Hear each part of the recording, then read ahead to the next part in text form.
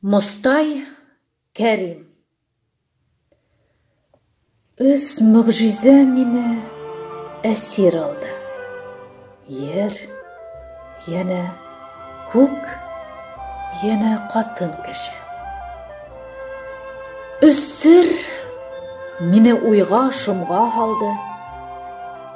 Ер, ені көк, ені қатын кіші. Ердің сірі біті, көк хайыға, төбі көрінер бұны асылырда.